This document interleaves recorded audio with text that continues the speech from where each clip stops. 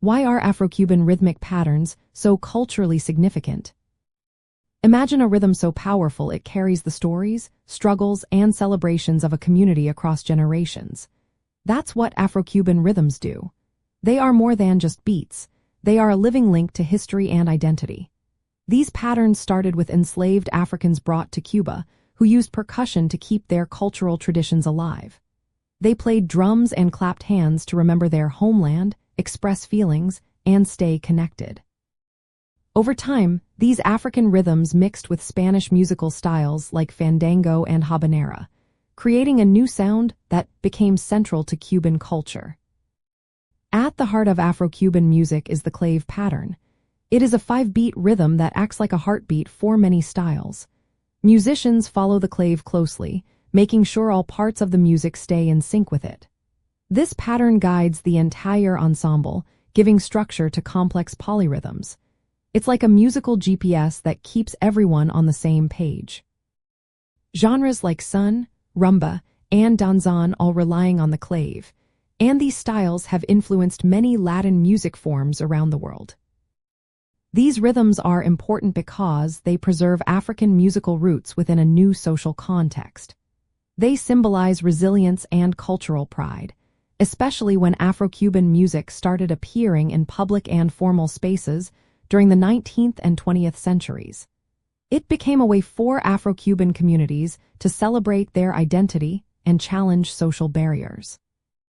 Religious practices like Santeria also use these rhythms to connect spiritual and communal life, making music a sacred act.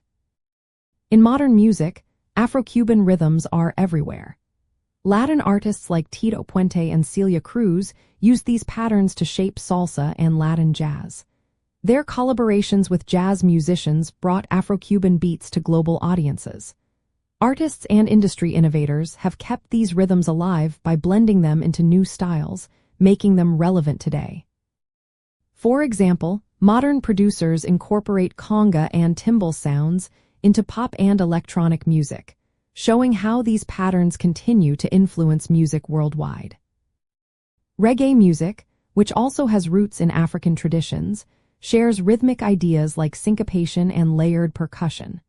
Both styles emphasize percussion instruments such as congas and bongos, creating a groove that makes people want to dance.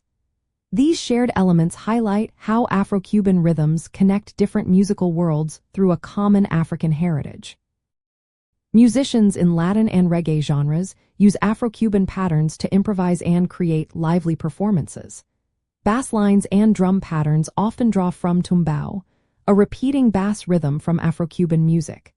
This rhythmic foundation helps artists stay authentic while exploring new sounds. Understanding these patterns allows musicians to keep the spirit of Afro-Cuban music alive, even as they innovate. In the end, Afro-Cuban rhythmic patterns are more than just music. They are a reflection of history, resilience, and cultural pride.